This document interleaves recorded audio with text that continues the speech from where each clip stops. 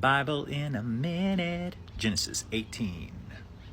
So 3 really cool things to point out in this chapter. This is at least the 3rd time that the Bible specifically says, and God appeared to Abraham.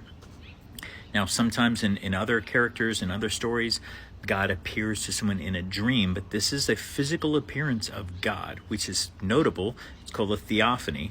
And so you should Google that, check it out.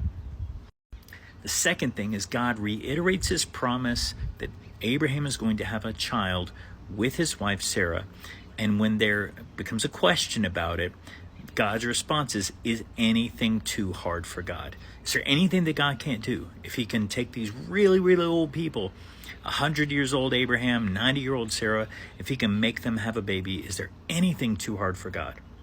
And the third thing that's really notable about this chapter is that God has this internal dialogue. Should I hide from Abraham my plan? He's talking about Sodom and Gomorrah. He's going to go down to the city. The 2 angels that are with him are going to go down to Sodom.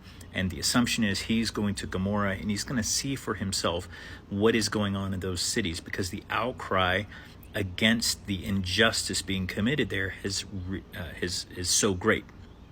So then God tells Abraham what he's going to do, and then Abraham gets into a conversation with God, a back and forth. And Abraham questions God's justice. He questions God's goodness. Surely you're not going to destroy the righteous with the wicked. You're the judge of all the earth. Wouldn't you judge rightly? And that's insane boldness on Abraham's part, but he's talking face to face with the living God. And so he goes ahead and he questions the goodness of God. He questions, if God would genuinely do that. And what we find out is that God doesn't get offended.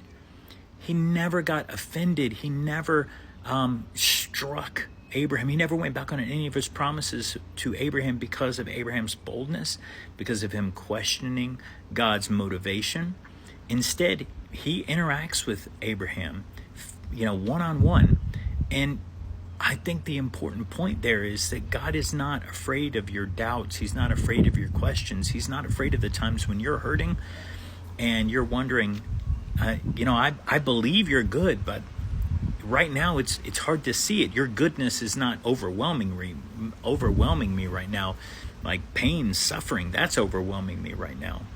And I think God longs to have that kind of relationship with us, that we can go to God in our weakest moments, in our doubts, our questions, our frustrations. And he's God. He's big enough. He can handle it. He can take anything that we throw at him. And he's perfectly willing to show us that he is still good. He is still God. And all of the frustration we may feel, it's temporary. That there is a plan in place. Of note, Abraham never mentioned Lot. He never mentioned, hey, if you find one guy down there, his name is Lot, and his wife and daughters and their sons-in-law, do you mind saving them too? He doesn't. He doesn't even get down to a family of 4. He just says, if you find 10 righteous people in that city, will you still save it? Will you still save the city? That means 10 righteous people could have changed the trajectory of that city. Unfortunately, when the angels got down there, they didn't even find even that. All right, so read Genesis 18 and tell me what you think. Comment below and check it out. Hopefully you can bring up some insight that I might have skipped over. I'm never going to keep this to 60 seconds. I'm way too long-winded for that. But I keep it as short as I can. So share, comment, like, whatever you got to do. Have a good one.